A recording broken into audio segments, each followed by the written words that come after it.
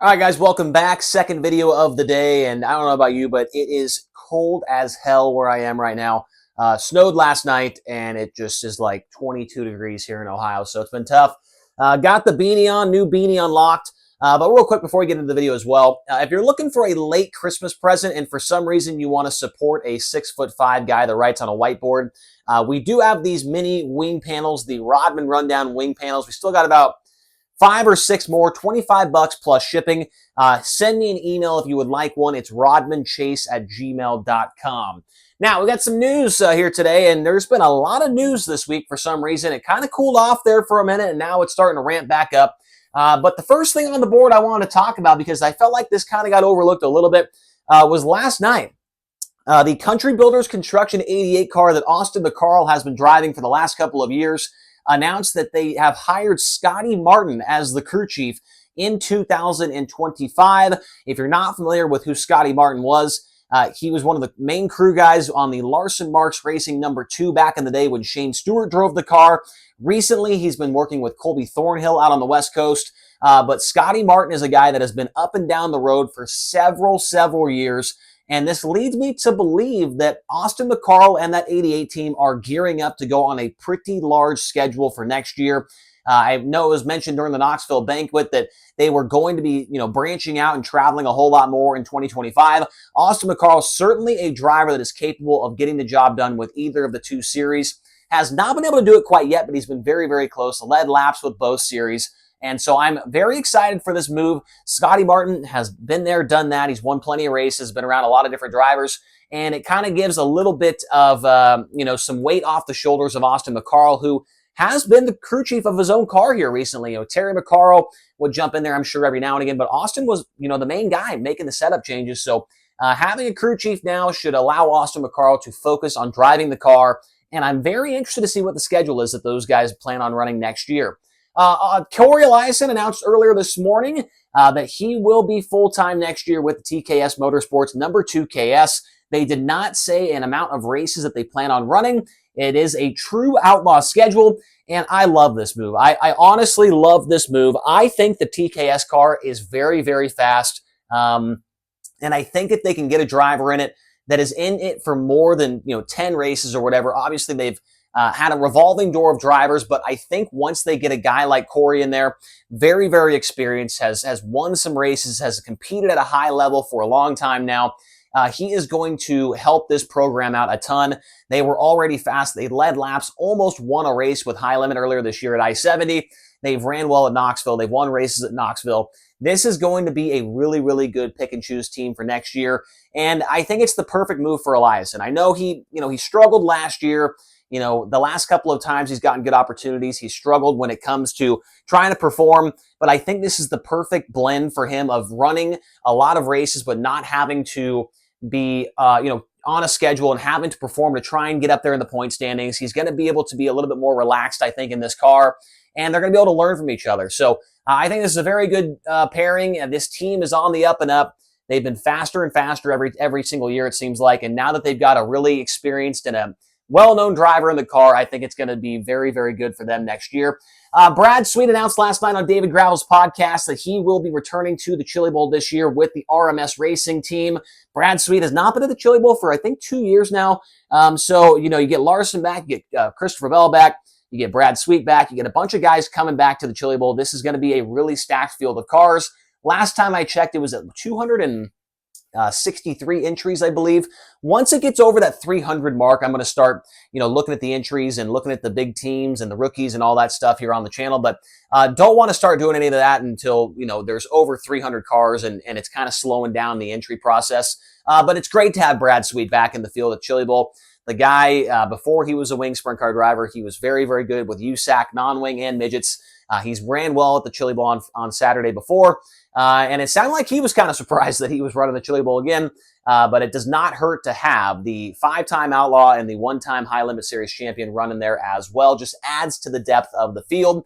You've also got Tanner Holmes. He's going to be driving the Kyle Bielman #31 car at the Chili Bowl as well. That car, I feel like a lot of people kind of give that car some flack. I would say they're not incredible outdoors with that car. But indoors, it is a very formidable car. They've had some good drivers behind the wheel. Chase Johnson, Michael Facino. just to name a couple of guys that they've had behind the wheel. Tanner Holmes was fantastic last year running for Chad Boat. Obviously, that car is, I would say, a step above for sure of the Kyle Bielman car. But indoors, you do not have to have, at the Chili Bowl, you do not have to have the greatest of engines, the greatest of titanium and all the lightweight stuff. You can compete with a car that is not up to that caliber. And I'm excited to see what Tanner Holmes could do. He showed some promise there with Chad Boat. I want to say he was up front in either the heat of the qualifier and crashed or got wrecked out or something like that. But he is going to be definitely a guy to watch for in the pool. We'll see where he's grouped at. We're going to be doing the pool here on the channel as well. Don't you worry about that. The other big news from yesterday, and I love this so much. I almost wrote it 6 times on the board.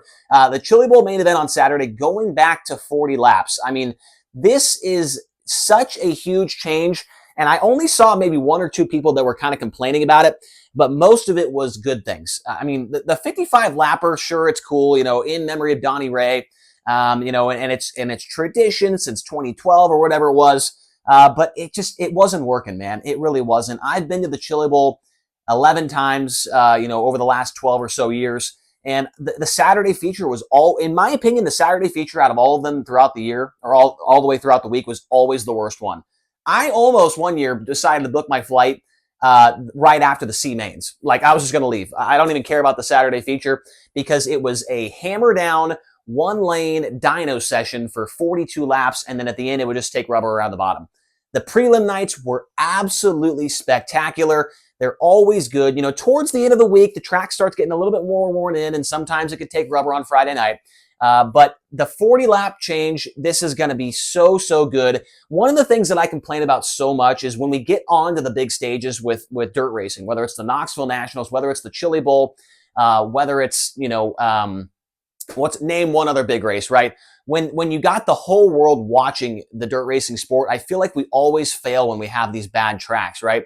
When we go to the Chili Bowl, everybody's watching and it just turns into one lane. Everybody's wide open around the bottom for half the race, and it just does not show the kind of product that we can put on. I think with this 40-lap feature, they're not going to have to do a full-blown farm session. They can kind of prep it like they would for a prelim night, and I just think it's going to be only good things. I am so happy for this change right here that the Chili Bowl made, and I think it's only going to provide us with better racing on Saturday. 56 days until the Dirt Car Nationals.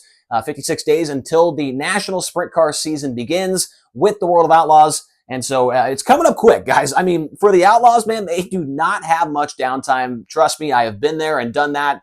The offseason goes by quickly when you work with the Outlaws. And so only 56 more days until their season kicks off. It feels like just like 2 weeks ago, they were already done. And now they're already getting close to going back going. So speaking of the Outlaws, it was announced maybe about 20 minutes ago or so that Logan Schuchart has confirmed that he will be back with the Outlaws next year. That is no shock. No one saw this. No one was thinking that Logan Schuchart was going to all of a sudden run high limit or go back to a pick and choose schedule. But I thought it was worthy of going on the board here. He joins Sheldon, he joins Gravel, and he joins Cole Macedo as the 4 guys so far that have 100% said, hey, we are going back to run the Outlaws in 2025. And we know that guys like Donnie Schatz is coming back. You can probably safely assume that Buddy Kofoid is coming back, right? So Schuchart, he confirms today that he will be back on the Outlaw Tour. And also in his press release, they did mention that he hired a new crew chief, Kyle Pruitt. I don't know much about him, but I do know that he did work with Logan McCandless this last year.